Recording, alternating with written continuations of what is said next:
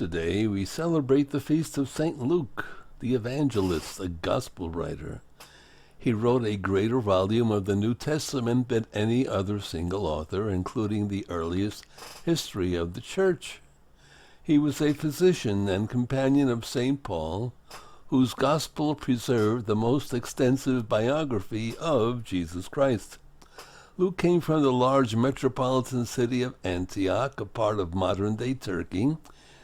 In his lifetime, his native city emerged as an important center of Christianity. During the future saint's early years, the city's port had already become a cultural center. Historians do not know whether Luke came to Christianity from Judaism or paganism. Educated as a physician in the Greek-speaking city, Luke was among the most cultured and cosmopolitan members of the early church. Scholars rank him among the top historian of his time. Other students of biblical history adduce from Luke's writings that he was the only evangelist to incorporate the personal testimony of the Blessed Virgin Mary, whose role in Christ's life emerges most clearly in the Gospel. Tradition credits him with painting several icons of Christ's mother, and one of the sacred portraits ascribed to him, known by the title Salvation of the Roman People, survives to this day in the Basilica of St. Mary Major. Some traditions hold that Luke became a direct disciple of Jesus before his ascensions, while others hold that he became a believer only afterward.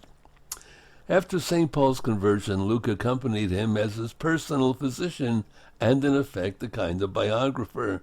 Since the journeys of Paul, on which Luke accompanied him, occupy a large portion of the Acts of the Apostles, Luke probably wrote this text, the final narrative portion of the New Testament, in the city of Rome, where the account ends. Luke was also among the only companions of Paul who did not abandon him during his final imprisonment and death in Rome. After the martyrdom of St. Paul in the year 67, St. Luke is said to have preached elsewhere throughout the Mediterranean and possibly died as a martyr.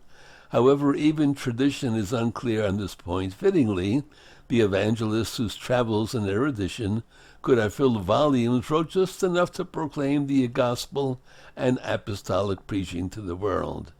St. Luke, the evangelist, gospel writer, Evangelist, E-V, from the Greek meaning good, and angel, which means angel, but angel means news, so an evangelist is somebody who writes good news. In Old English, good spell, sometimes pronounced God spell.